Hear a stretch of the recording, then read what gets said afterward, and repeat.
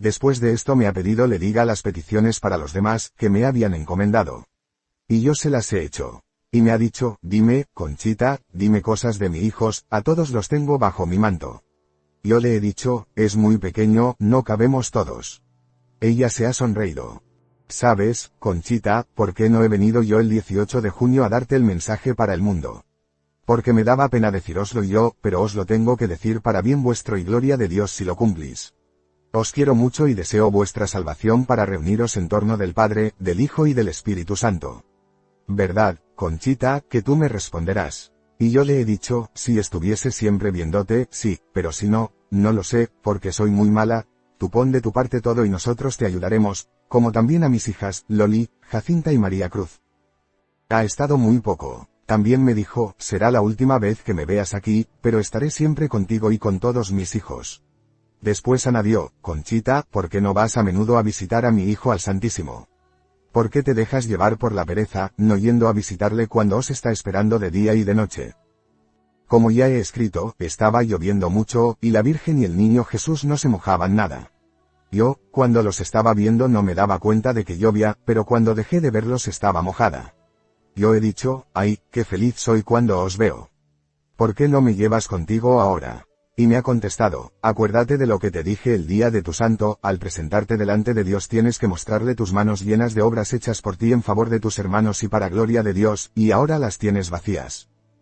Y nada más. Se ha pasado ese feliz rato que he pasado con mi mamá del cielo y mi amiga, y con el niño Jesús. Los he dejado de ver pero no de sentirlos. De nuevo han sembrado en mi ánimo una paz y una alegría y unos grandes deseos de vencer mis defectos para conseguir amar con todas mis fuerzas a los corazones de Jesús y de María, que tanto nos quieren. Anteriormente, la Virgen me ha dicho que Jesús no mandaba el castigo para hacernos sufrir sino para reprendernos de que no le hacemos caso y por ayudarnos. Y el aviso nos lo manda para purificarnos, para hacernos ver el milagro con el cual nos muestra claramente el amor que nos tiene, y por eso el deseo de que cumplamos el mensaje. Durante las apariciones el ángel venía a darle la comunión cuando no había sacerdotes en el pueblo. Le decía el ángel, reza él, yo pecador, y piensa que vas a recibir a Dios, después le daba la comunión con gran veneración y después de la comunión rezaba con ella la oración, alma de Cristo santifícame, cuerpo de Cristo sálvame. Y finalmente le decía a la Virgen, de escuchar a Jesús, darle gracias, pedirle, decirle todo. Conchita se admiraba de que la Virgen se preocupase de las cosas más pequeñas de su vida como también lo hace con todos sus hijos acá en la tierra para llevarnos a Dios y luego vivir para siempre con Dios en el cielo, ya que Dios es el destino eterno de nuestras vidas.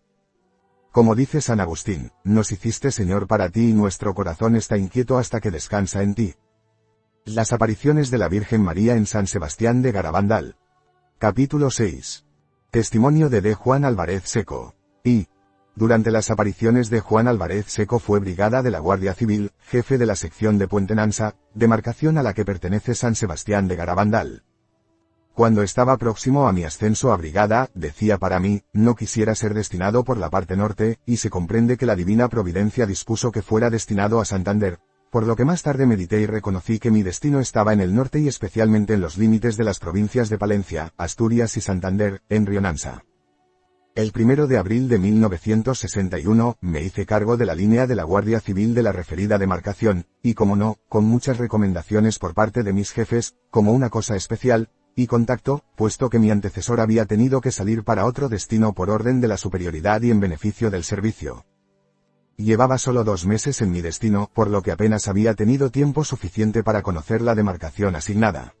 Los sucesos que me propongo narrar dan principio el 18 de junio de 1961. Algo maravilloso ocurre en mi demarcación, de lo que me doy cuenta el día 20 del mismo mes, en ocasión en que me encontraba en visita del médico doctor D. José Luis, sorprendido a su vez por las noticias que acababan de darle 2 mujeres de San Sebastián de Garabandal, quienes manifestaban haberse aparecido el arcángel San Miguel a 4 niñas. Creo que en aquel momento no sé si al señor médico le pedí la receta que me iba a dar para mi oído, objeto de la consulta, porque me da la impresión de que ya no llegué a necesitarla, puesto que oí perfectamente las manifestaciones de aquellas señoras. Trasladándome seguidamente al cuartel, para ponerlo en conocimiento al cabo de José Fernández Codesido, al que ordené que lo antes posible se trasladara a San Sebastián de Garabandal y se informara de las 4 niñas en relación con el caso que nos ocupa. El mencionado cabo me informó a su regreso que, efectivamente, todas ellas han coincidido en la misma aparición del ángel. Las protagonistas resultaron ser Conchita González González, de 12 años de edad y huérfana de padre; María Dolores Mazón González, de igual edad que la anterior e hija del presidente de la Junta Vecinal de San Sebastián, señor Ceferino; Jacinta González González, también de 12 años, tiene padres y hermanos; y María Cruz González Barrido, la más pequeña del grupo, de 11 años. Las 4 supuestas videntes informaron por separado al cabo Fernández que ellas se hallaban jugando a las canicas a la entrada de la calleja llamada La Ventura, junto a un pequeño huerto adjudicado al señor maestro de la escuela, huerto en el que había un manzano lleno de fruta, lo que a las niñas llamó la atención, y como cosa de criaturas cogieron manzanas del árbol, como es natural, para comérselas, no dándole importancia alguna por ser cosa de niñas, pero en cuanto a las apariciones creí conveniente poner en antecedentes a mis superiores. Pero siguiendo los consejos del cura párroco, don Valentín Marichalar, retrasé esta información unos días, en espera de nuevos acontecimientos. El día 21 de dicho mes de junio decidí ir a visitar al cura párroco, al que encontré en el camino en el coche del indiano, con el fin de dirigirse a Santander para entrevistarse con el señor obispo. Lo que me obligó a regresar apresuradamente al cuartel y remitir por mediación de un guardia una nota informativa a mi jefe superior, informándole de todo lo ocurrido en Garabandal. Al siguiente día 22, me dispuse de nuevo a subir a Garabandal con mi ordenanza para informarme personalmente sobre los hechos allí acaecidos. Pequeña aldea montañesa, compuesta por unos 70 vecinos aproximadamente. Resulta grande o inmensa por la innata cordialidad de sus moradores. Enclavada en las estribaciones de los picos de Europa y próxima a Peñasagra, limita esta zona con las provincias de Asturias, Palencia y Santander. Para llegar hasta Garabandal hay que subir un duro camino que arranca de Cosío. Serpentea por la montaña durante 7 kilómetros hasta alcanzar el pueblo. Actualmente se sube fácilmente por la carretera que se construyó después. El antiguo camino tenía algunos repechos difíciles para vehículos debido al barro y las piedras, por lo que se subía frecuentemente a pie o en vehículos todoterreno. Durante mi acceso a la pequeña localidad pude apreciar un paisaje maravilloso que me hizo recordar los belenes que en época navideña se hacen en Cataluña. Ya en el pueblo, observé cómo corrían por las calles el agua, las gallinas, los cochinillas. Sin que faltaran ovejas, cabras y vacas con sus tintineantes esquilas y cencerros. Las costumbres de sus habitantes son primordialmente religiosas. Jamás olvidan, bajo pretexto alguno, el rezo del Angelus, tan pronto como el reloj señala las 12 horas mediodía. Por la tarde rezan el Santo Rosario dirigido por el cura párroco, y en su ausencia, por la maestra o por la viuda Maximina. Al entrar la noche, la mujer de Simón y madre de la vidente Jacinta sale por el pueblo con un farol y una campanilla, y recuerda a todos los moradores las últimas oraciones de la jornada. Los domingos, después de haber oído la Santa Misa en la iglesia humilde y antigua, se toman un poco de descanso. Por la tarde, la juventud se reúne debajo de uno de los porches, y cantan y se divierten al son de una pandereta, destacando el respeto y honestidad en sus voces y movimientos. La iglesia y el pueblo de Garabandal en tiempos de las apariciones. Se observa el curso de un riachuelo que recoge las aguas de las lluvias y que atraviesa la plaza y el pequeño puente que lo cruza en dirección al pórtico de la iglesia. Este puentecillo, cuando era atravesado por varias niñas juntas en éxtasis, si alguna quedaba fuera de él, caminaba sobre el aire, sin caerse. Ya en el pueblo, como he dicho, acompañado de mi ordenanza, Celemín me presentó a una vecina llamada Valentina, mostrándose dicha señora muy amable, reflejando en su rostro una expresión de bondad y cariño, y tratándome como si me conociera ya de antemano, y, sin hacerse rogar, me manifestó que la primera aparición había tenido lugar el domingo, día 18, después de que las niñas salieran de rezar el Santo Rosario y asistieran al catecismo en la iglesia, y que, una vez libres para sus juegos, decidieron ir a la calleja de la Ventura, desprendiéndose de una de las que les acompañaban, o invitando a otra a que subiera con ellas para jugar a las canicas, cosa que hicieron, como también coger unas manzanas del árbol del huerto del señor maestro, quien, viendo que el árbol se movía, encargó a su esposa se enterara de lo que ocurría, pues creyeron se trataba de las ovejas que estaban en el manzano. Al oír, las 4 se echaron a reír y nada pasó. Una vez saciadas y con alguna fruta en los bolsillos, sienten los primeros remordimientos de conciencia, y la reacción de las niñas fue culpar al diablo por lo que habían hecho, y, en todo furor, cogieron todas ellas sendas piedras, arrojándolas hacia un rincón con todas sus fuerzas, donde creyeron que estaba el diablo riéndose de ellas. Una vez tranquilas, se dispusieron a salir del mentado huerto para volver a sus juegos. Fue entonces cuando Conchita vio aparecerse de pronto a una figura muy bella, pequeña, y con alas muy relucientes, y señalando hacia la aparición decía, ¡ay! Ahí, las restantes niñas, al ver a Conchita en semejante posición trataron de correr para avisar a su familia, porque creían que le había dado un mareo, momento aquel en que las demás también se extasiaron viendo al ángel en esta posición, todas gritaron, ¡el ángel! Unos niños que jugaban también en la calleja las apedrazaron, y fue cuando el ángel las llevó más arriba, en la calleja, a unos 50 metros, y una vez allí, en posición de rodillas y mientras veían al ángel y le escuchaban, quiso pasar por entre ellas un vecino que venía de arriba de la montaña con un panal para la miel, y al ver que no se separaban para dejarlo paso, se molestó por no dejarle pasar, ignorando de lo que se trataba. Una vez pasó en dirección al pueblo, se extrañó de que las niñas continuaran en la posición que las había visto. Cuenta el narrante que en toda la noche no pudo dormir, pensando que algo raro había visto, lo que explicó a su mujer, la que respondió que se trataba de cosas de niñas. Durante esta primera aparición, el ángel encargó a las 4 niñas que cada día fueran al mismo sitio a rezar el Santo Rosario y que él estaría con ellas. Las niñas asustadas y llorosas fueron hacia la iglesia para rezar y más tarde a manifestarlo a sus respectivas familias. La reacción de los familiares, temiendo que sus hijas les mintieran, era contraria a que tuvieran que ir al siguiente día a la calleja. La única que se opuso fue la madre de Conchita, pero al insistir las demás niñas, quiso disimular para que fuera con ellas a la calleja, prometiéndole que se fueran las 3 y que Conchita iría después para unirse a ellas. La señora Valentina decía que vale más que vean al ángel que no otra cosa peor. Varias mujeres las espían y, al ver que es cierto lo que ellas manifestaban, se produjo gran revuelo en el pueblo, lo anunciaron a todos, y convencidos y sin que persona alguna se burlara, acudieron a la calleja para presenciarlo. A partir de este día yo estaba contento y ordené se pusiera una pareja de vigilancia en Garabandal. La noticia corrió por todos los pueblos limítrofes, y a diario se desplazaban gentes a Garabandal, lo que motivó que se intensificara la vigilancia. Después de la tercera o cuarta aparición del ángel, pasaron 8 o 9 días sin nuevas apariciones, por lo que la gente llegó a desconfiar. Mas después de esos días volvió a aparecer el ángel y cada día se encontraban en Garabandal de 500 a 3000 peregrinos para presenciarlo. Recuerdo que las videntes decían que tenían 3 llamadas. A la primera, dicen que experimentaban una sensación de alegría del pecho a la garganta, y lo mismo con la segunda. Pero cuando ya tenían 2 llamadas se les notaba, pues se ponían muy nerviosas y se colocaban un suéter, como si tuvieran que ir a la iglesia.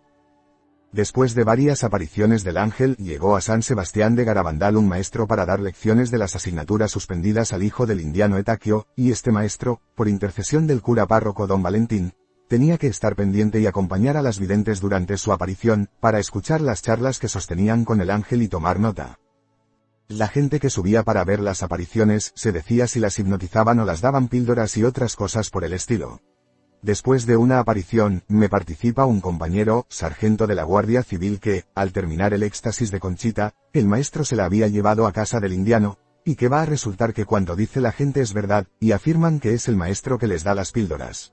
Acto seguido me trasladé a casa de Etaquio, el indiano, y, efectivamente, compruebo que el maestro está en una habitación con Conchita. Le preguntó el objeto del caso y me responde que, por encargo de don Valentín, al terminar la aparición se informa por la vidente de lo que han conversado con el ángel y qué es lo que quiere, para después hacer como una especie de informe y darlo a don Valentín para su entrega al señor obispo. No falta quien dice que Conchita se pone de acuerdo con las otras y marchan a la misma hora a la aparición, que es la que influye en las demás. Dicen igualmente que es una enfermedad. Es cuando a petición del padre de María Dolores reclaman la presencia del médico don José Luis, titular de la comarca, y sube en compañía del alcalde y del presidente, y las recluyen en el bar de Ceferino, las introducen en el cuarto donde Ceferino guarda el pan, y las reconoce el médico. Recuerdo que a medida que eran reconocidas, salían disparadas para ir después a la calleja y estar en la visión del ángel. El médico dice que las niñas están epilépticas y enfermas, que todo lo que pasaba es debido a la enfermedad que tienen. Pero yo veo que las videntes están la mar de bien y que cada día están más guapas y más sanas, mientras que los padres y hermanos presentan un aspecto de cansancio, y sus rostros, como si estuvieran agotados físicamente, denotan falta de sueño y reposo. Se ordena por el cura párroco y otros que se las separe de 2 en 2, para comprobar si todas ellas acuden a la misma hora a la aparición. Y, efectivamente, cuando sucede la última aparición salen las 4 de distinto lugar coincidiendo en el cuadro a la misma hora. Las 4 niñas salen del éxtasis con la misma facilidad con que entraron. Estaban más contentas y absolutamente normales. Cuantos contemplan las escenas quedan impresionados, todos quieren tocarlas el pelo y las mujeres besarlas, gracias a la pareja que las custodia hasta que se disuelve la aglomeración. El sábado, 24 de junio, la gente que había de cuantos lugares tenían noticias los sucesos, deambulaba por el pueblo. En el lugar de la aparición se levantó un cerco de madera para evitar que las videntes fueran maltratadas a pinchazos, y que fueran rodeadas solo por los curas y quitaran la vista a los demás, y a fin de evitar también las avalanchas del público para no presionar a las videntes. Al terminar la aparición se trasladaron a la sacristía de la iglesia para explicar a don Valentín lo que habían visto y también a otros observadores desconocidos. Días 24 y 25 de junio, mucha más gente que en días anteriores, varios sacerdotes y médicos. Durante el éxtasis un médico quiso levantar a Conchita, y por el exceso de peso que, por lo visto, experimentaba cuando se hallaba en tal estado, se le cayó desde regular altura dando con las rodillas en el suelo, produciéndose un buen crujido. Al terminar y examinar a las niñas se observaban claramente las marcas de la caída de Conchita, de pinchazos, golpes y arañazos que a manera de pruebas habían hecho algunos a las videntes, sin que ellas acusaran el menor dolor ni hubieran hecho la menor expresión cuando se las produjeron. De nada se enteraban, ni del mundo exterior, y pasado el éxtasis tampoco les dolía, solo les quedaba señal. Día 1 de julio, sábado, numerosísima concurrencia de todas clases mezclada con médicos. Sobre las 7 de la tarde se produce la aparición. Duró unas 2 horas. Al terminar, las niñas dicen que fue muy corta, que duró solamente 2 o 3 minutos. En aquella posición es humanamente imposible permanecer tan solo unos pocos segundos y menos todavía, con expresión angelical. Esta vez el ángel les dijo que, al día siguiente, verían a la Virgen. Día 2 de julio, domingo. La calleja se encontraba repleta de gente que rezaba el rosario. Todos querían presenciar el éxtasis. A mi lado se encontraba el segundo jefe del Salto de Nansa, señor Rocha, que había subido al doctor Morales y doctor Piñal, ambos nombrados de la comisión por el señor obispo Fernández, y recuerdo que me dijo el señor Rocha, esta tarde las videntes no subirán al cuadro para ver la visión. Le respondí que en las cosas divinas no tenía el menor poder médico alguno. Me acerqué a la curva de la callejuela y comprobé que se encontraban a mitad de la misma. Permanecí en espera a que subieran al cuadro para impedir el doctor que se produjera la aparición, con la sorpresa del señor Rocha de que las videntes subieran al cuadro, sin que fuera molestado por la potencia del doctor Morales. Y todas ya, de rodillas, iniciaron el primer misterio del rosario, y acto seguido tuvieron la visión. Llegó al lugar el doctor Morales y dijo, esto ya está visto, o sea, que el doctor no había podido lograr evitar la aparición. Las 4 videntes lanzaron un grito a la vez, diciendo, la Virgen. En principio creyeron que fuera nuestra Señora del Perpetuo Socorro, y después se oyó, que era nuestra Señora del Carmen, porque tanto el niño Jesús como la Virgen llevaban en sus manos el escapulario. La Virgen estaba rodeada de 6 ángeles, contados por la Conchita que se oía perfectamente. También decía Conchita que ojo, y después de la visión se pudo saber que era la SMA Trinidad, en forma de ojo. A la derecha de la Virgen apareció como un cuadro de fuego, destacando del mismo la rigidez de las videntes con lágrimas en sus ojos y muy demacradas con cara de cera. Siendo la que más lloraba Maricruz, a la que un médico cogió por la garganta para apartarla de la mirada al frente, y no pudo conseguirlo, pero sí oí un chasquido de torcedura muy grande, creí que la hubiera causado daño, sin embargo, nada le había sucedido.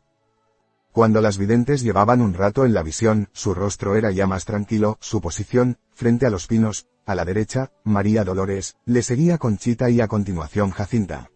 A la izquierda y a mi lado estaba Maricruz, todas tenían en sus manos rosarios y cuentan a la Virgen lo que hacen en sus faenas de casa, lo que se oye perfectamente. María Dolores enseña los dientes, pues se supo después que la Virgen había dicho que tenía unos dientes muy bonitos. A continuación Conchita con la boca poco torcida y abierta muestra a la Virgen que tiene una muela picada.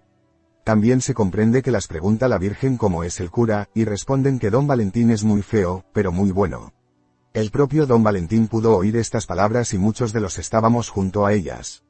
Le decía a la Virgen que pedía por los guardias civiles que las protegen mucho de los curiosos y evitan de que les hagan daño. También le piden a la Virgen que les deje la corona, y al final cede la Virgen y se ve cómo la recogen y se la pasan de una a la otra.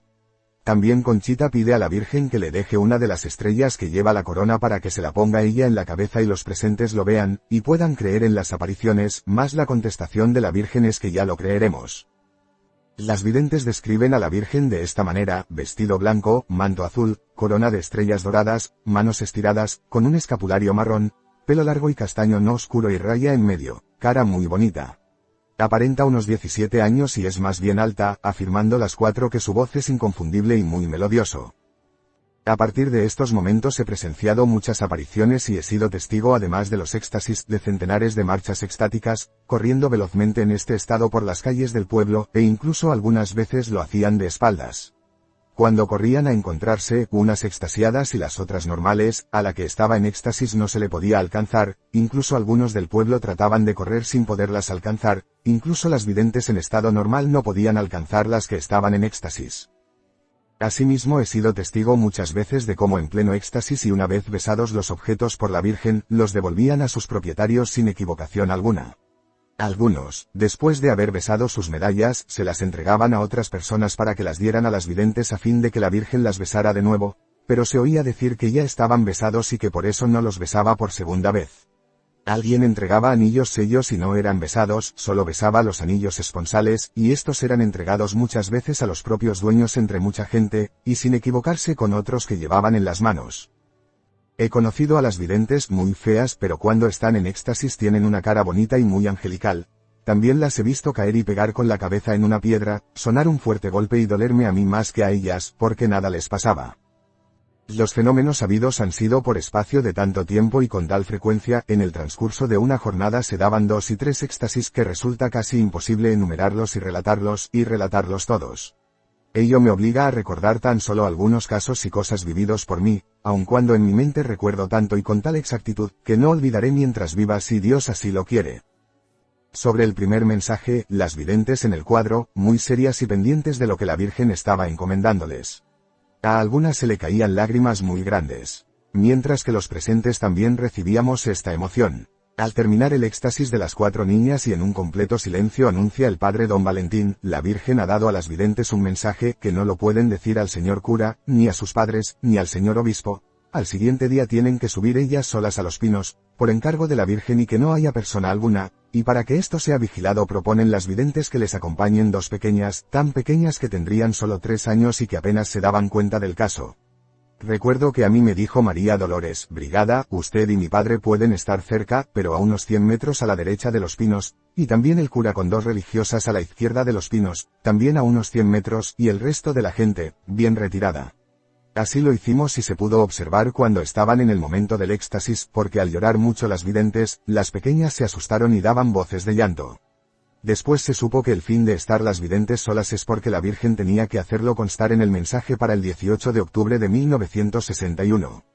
Con cajones de fruta hicieron un pequeño altar, cogieron flores del campo y lo montaron al pie de los pinos muy bien preparado por ellas, que lo hicieron en toda la mañana. Un día la Virgen se apareció a las videntes en los pinos, lo que fue presenciado por un guardia civil de Reynosa y por un amigo suyo que habían subido para ver algún éxtasis, y manifestaron los testigos que Conchita decía a la Virgen, pero no te haces daño con esas cañas porque se aparecía la Virgen en la parte alta y entre 2 pinos. Entre los mismos se hallaba la hija de Primitiva, llamada Elvira y otro del pueblo. A Conchita le cortan las coletas, en las primeras apariciones de la Virgen a las videntes, después de dar muchos rosarios y medallas a besar, Conchita muestra sus coletas a la Virgen, en ademán de ofrecérselas, y llega el momento en que los médicos, que solo subieron un día, acuerdan con el señor obispo de llevarla a Santander. Y da la casualidad que el día anterior, como yo no podía estar para ver las apariciones, ordené a los guardias que observaran ese día, para que, a mi regreso de Santander, me expliquen lo sucedido. El 27 de julio se llevan a Conchita a Santander para meterla en un convento, y que las niñas que encuentran pensionadas en el mismo la sacarían por la ciudad para distraería, con el objeto de que se la pasara la enfermedad que ellos creían tenía.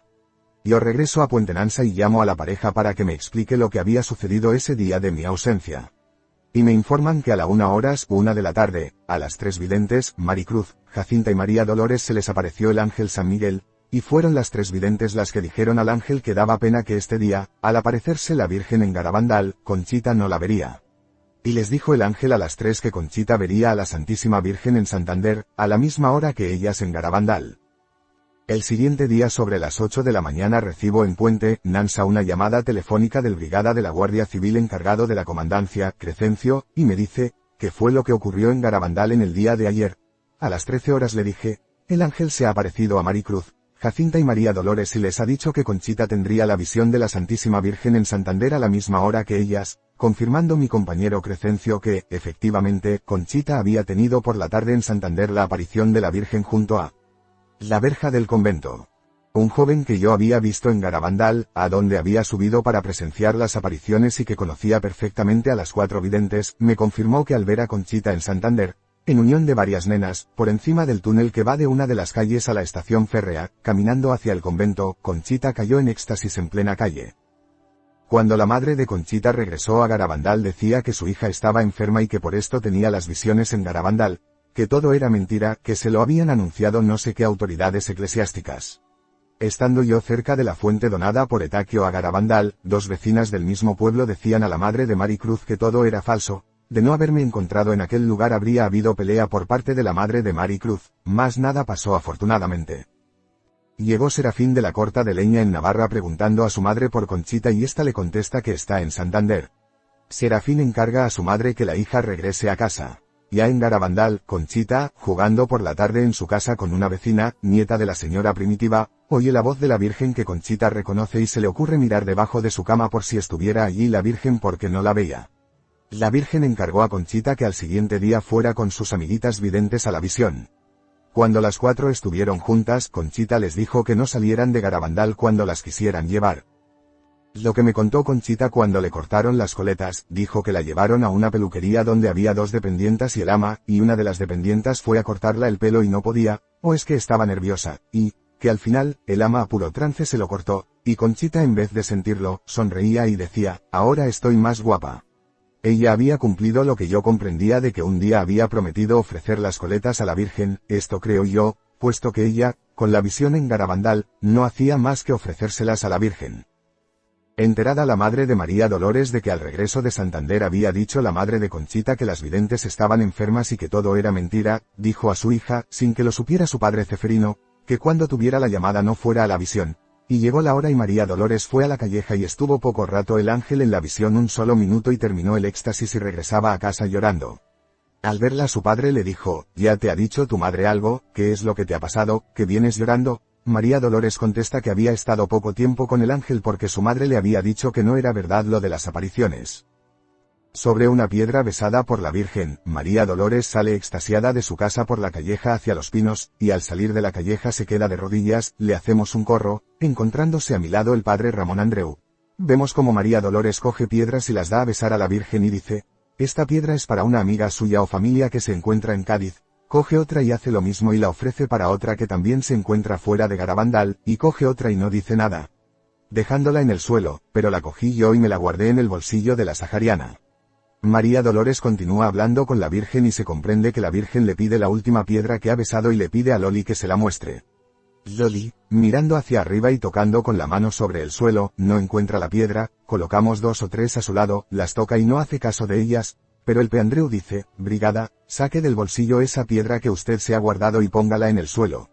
Obedezco y acto seguido parece que la Virgen le dice que ya está en el suelo, Loli toca varias piedras y entre ellas la que yo le puse, la coge y se la muestra a la Virgen y ya queda tranquila. La deja nuevamente en el suelo de donde vuelvo a recogerla y guardarla. Al terminar el éxtasis le pregunto si la piedra que yo me había quedado y la que ella buscaba la tenía ofrecida a alguien, respondiéndome negativamente, por lo que me quedé con la piedra. El día que una autoridad subió a Garabandal en unión de don Emilio Valle y sus hijas. Aquel día las hijas de don Emiliano me dieron varias medallas para que yo las entregara a María Dolores y ésta se las diera a besar a la Virgen, así lo hice. María Dolores tuvo la aparición en Los Pinos. Recuerdo un caso curioso y es que María Dolores se encontraba caída en el suelo, boca arriba, hablando con el ángel y decía, si tú no me ayudas yo no puedo levantarme. En este momento vi como Loli extendía el brazo y fue incorporándose poco a poco hasta la posición de sentada, al igual que si uno cualquiera le hubiera dado la mano y lentamente le hiciera incorporarse hasta dicha posición. Subí por la tarde a Garabandal y al llegar me salió al encuentro el indiano Etaquio y me dice, brigada, si usted hubiera subido más pronto habría presenciado y escuchado la voz de la Virgen. Y al pasar por casa de Jacinta, se encontraba esta con María Dolores a la puerta.